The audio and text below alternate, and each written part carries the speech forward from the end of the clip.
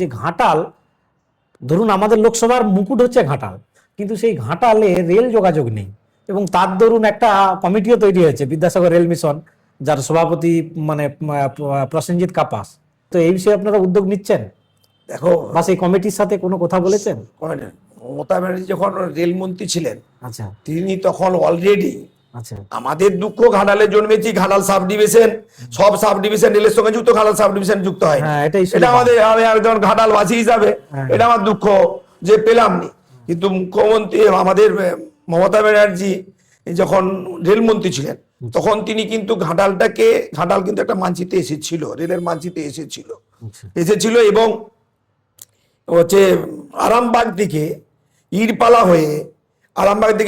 হয়ে বীরসিংহের বিদ্যাসাগরের জন্মস্থান বীরসিং পর্যন্ত একটা রূপরেখা তৈরি হয়ে গিয়েছিল, এবং একটা একটা তৈরি হয়ে গেছিল, ডিপিআর তৈরি হয়ে গেছিল। তো পরবর্তী সময়ে সেটা আর বাস্তবে রূপায়িত হয়নি। দিদি 11-র এরপরে ছুটে চলে এলেন এখানে মুখ্যমন্ত্রী হয়ে। তার পরবর্তী সময়ে এখন কিছু উদ্যোগ নেই না, এখন উদ্যোগ আমাদের সব দিন আছে। আমরা দলীয়ভাবে আমাদের যেখানে বলার দরকার আমরা সেখানে বলছি। যেহেতু আমরা সরকারে আছি, সেহেতু আমরা রাস্তায় নেমে মিছিল মিটিং করে আমরা করতে পারছি না, কিন্তু আমাদের উদ্যোগ আছে। আমাদের বলছে ঘাটাল রেলপথে যুক্ত হোক, এটা আমরা চাই।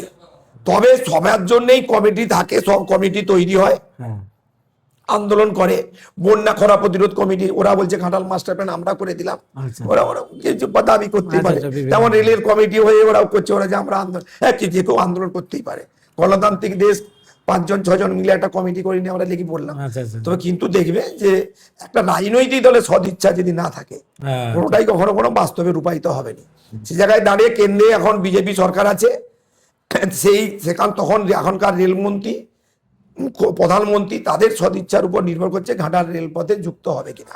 তবে তৃণমূল কংগ্রেসের আন্দোলন চলবে। তৃণমূল কংগ্রেস চাইছে ঘাটাল মহকুমা রেলের সঙ্গে যুক্ত হয়ে, পাঁশকুড়া থেকে যুক্ত হয়ে চন্দ্রকোনা রোড হয়ে শেষ হোক, আর এর পাশে আরামবাগের সঙ্গে যুক্ত হোক। এটা আমাদের কামনা।